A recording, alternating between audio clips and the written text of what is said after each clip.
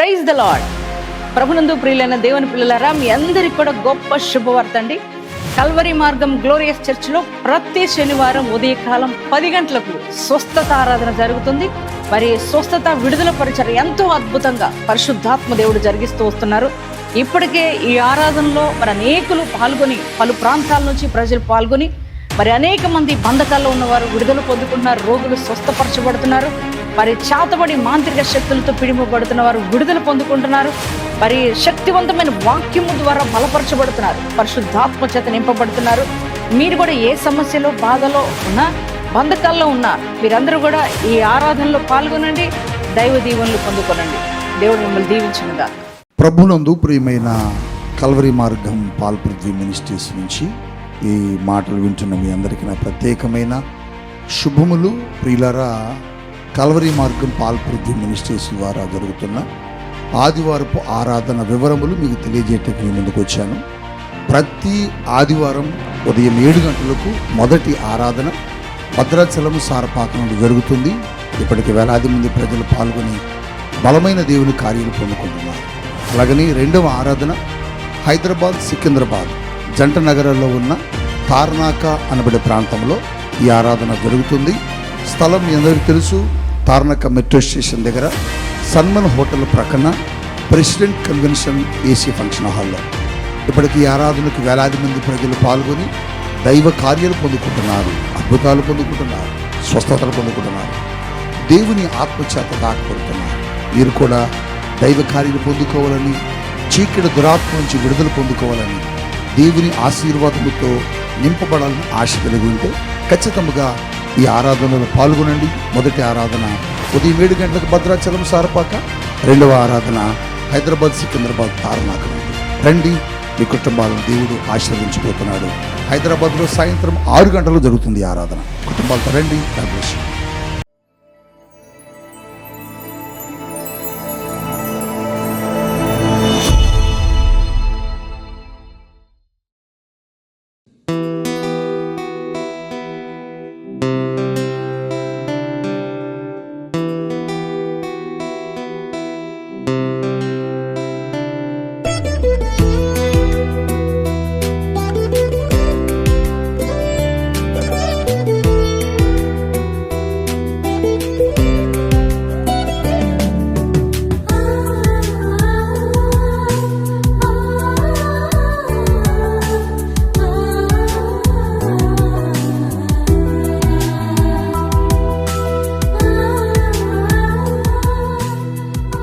Praise the lord.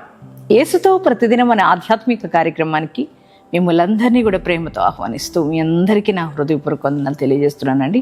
ప్రియ దేవుని బిడ్డలారా, లేచి ప్రార్థించి మరి ఈ యొక్క దినమును మీరు ప్రార్థనాపూర్వకంగా ప్రారంభించారని నేనైతే నమ్ముతున్నానండి.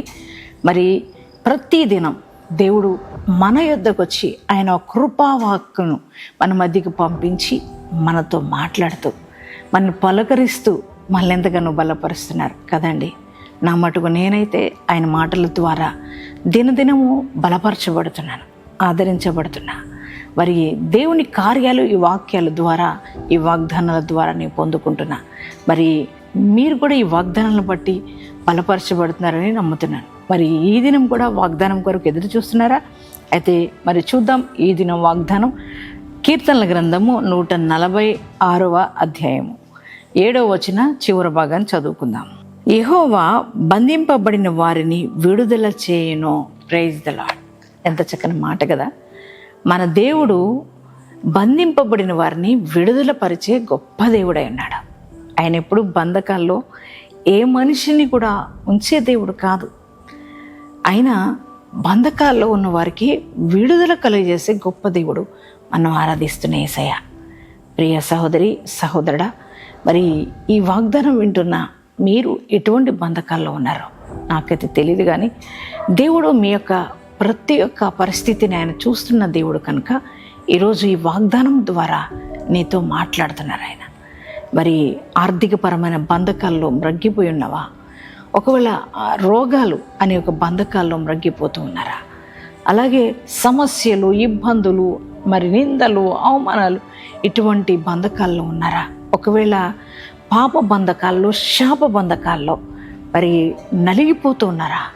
మరి ఈ బంధకాల్లోంచి విడుదల పరిచేవారు ఎవరు లేక కృంగిపోయి మా జీవితం ఇలానైపోతుందేమో, మరి నా బ్రతుకు ఇంతేనేమో, ఈ రోగాల్లోనే, ఈ అప్పుల్లోనే, ఈ సమస్యల్లోనే, ఈ నిందల్లోనే, ఈ అవమానాల్లోనే, ఈ పోరాటాల్లోనే నేను ఇక ఇలాగే అయిపోతుందేమో నా జీవితం అని, మరి నేను ఇలాగే ఉండిపోతానేమోనని ఒకవేళ కృంగిపోతున్నారా?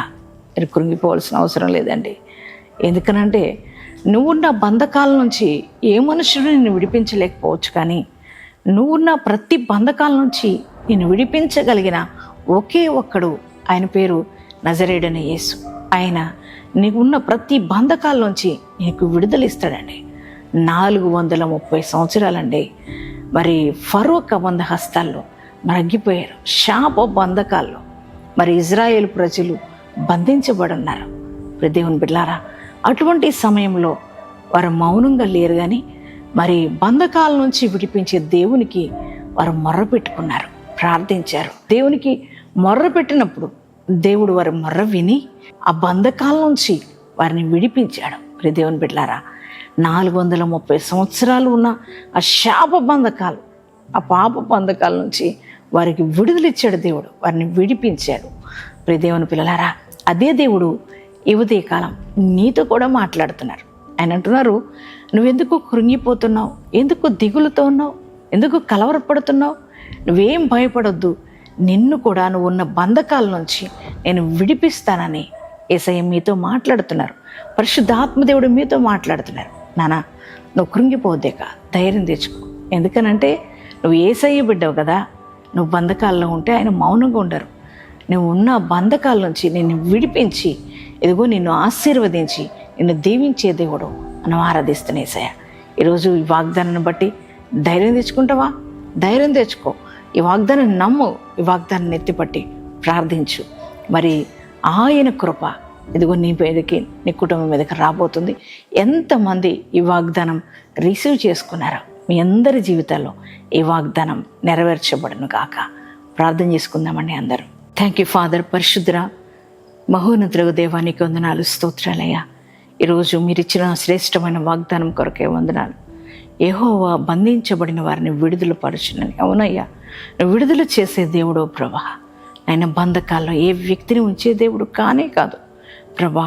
ఈరోజు ఈ వాగ్దానం వింటున్న బిడ్డలు ఎటువంటి బంధకాల్లో ఉన్నా నేను మిమ్మల్ని విడిపిస్తానని వాగ్దానం ఇచ్చావు.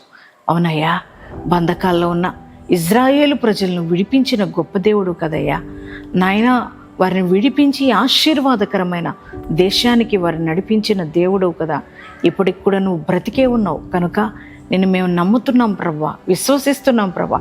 ఈరోజు వాగ్దానం వింటున్న బిడ్డలు ఏ బంధకాల్లో ఉన్నా వారికి నజరేయుడైన యేసుక్రీస్తు నామంలో విడుదల కలుగును గాక ప్రభా. వారి జీవితాల్లోకి సమృద్ధిని, వారి యొక్క కుటుంబాల్లోకి ఆశీర్వాదాన్ని దయచేయండి అయ్యా. ప్రతి అప్పు కాడి విరిగిపోవాలి నాయన. రోగ బంధకాలన్నీ తెగిపోవాలి. సంపూర్ణ స్వస్థత వారికి కలుగును గాక తండ్రి నాయన. పాప బంధకాలు, శాప బంధకాల్లో ఉన్న ప్రతి ఒక్కరికి విడుదల కలుగును గాక తండ్రి. నీకే స్తోత్రాలు చెల్లిస్తున్నాము ప్రభా నాయన. అలాగే ఈరోజు నా తండ్రి మ్యారేజ్ డేస్, బర్త్డేస్ చేసుకున్న ప్రతి వారి జీవితంలో కూడా నీ గొప్ప కార్యములు జరుగును గాక అయ్యా. నూతనమైన కృప వారి మీదకి వచ్చును గాక. నీ ఆశీర్వాదంతో వారు దీవించబడుతురు గాక అయ్యా నాయన. ఈ దినమంతా నీ ప్రెజెన్స్ ప్రతి ఒక్కరితో ఉంచి నడిపించమని యేసు నామములో ప్రార్థిస్తున్నాం తండ్రి. ఆమేన్.